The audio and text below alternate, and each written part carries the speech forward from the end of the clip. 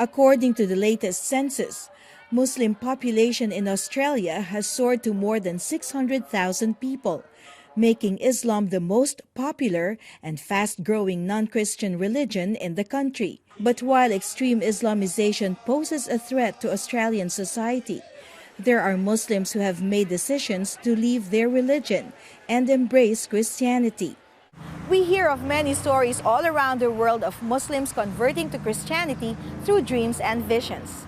Here in Australia, we met a Muslim man whose family was tormented by the devil until he experienced a supernatural encounter with Jesus. Ismail is a Turkish Muslim.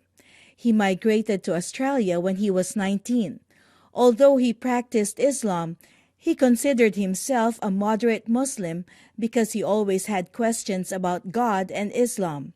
I wanted to know the unknown about God, about the spiritual realms, about, is witchcraft from God or is it from the devil? In his search for answers, he got involved with the occult, not knowing that he opened himself to demonic spirits.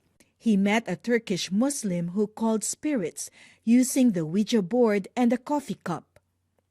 Ismail continued with this activity with the spirit world until the manifestations of the devil became more and more frightening.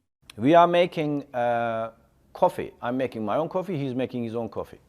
So I'm stirring the coffee. And I'm looking at the coffee cup and I'm seeing this creature in this coffee. I can see literally live on the coffee that this creature is looking at me, behind me, hanging on the curtain. They were kind of human-y, kind of demonic bats kind of looking creatures. Really long fingernails. And every time when they were flapping their wings, there was smoke coming out of them. On the last day when I actually was leaving his house, he said, look, 2 of them are going with you. For 4 years, Ismail's 2 sons were tormented by the devil.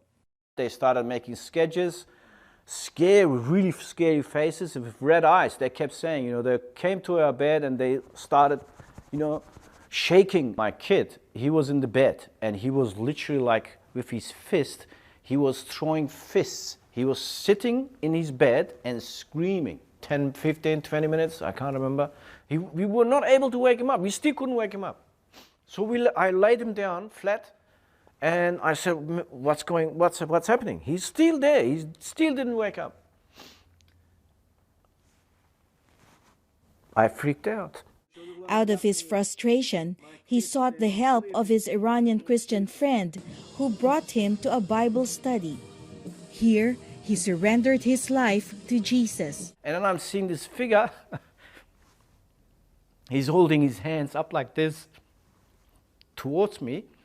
And I could tell he's smiling. I could not, all I was seeing was just this light coming everywhere. It just was amazing. And I actually, fall in love with him. And that's how I converted. The pastor instructed Ismail to pray for 2 weeks, commanding the demons to leave their home.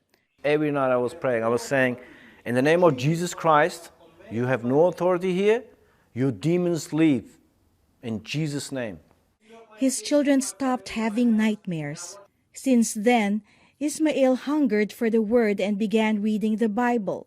He compared what the Bible said with the teachings in the Quran. There is nowhere in the book, nobody can find anywhere where Allah says, if you do this, you will go to heaven. There is only one way, and that is if you get martyred and in the way of jihad. I know now the truth. Jesus is as real as you and me. He has created us, and only through His blood we can come to the God the Father. And He is an amazing, compassionate, graceful, forgiving God. Lucille Talusan, CBN News, Melbourne.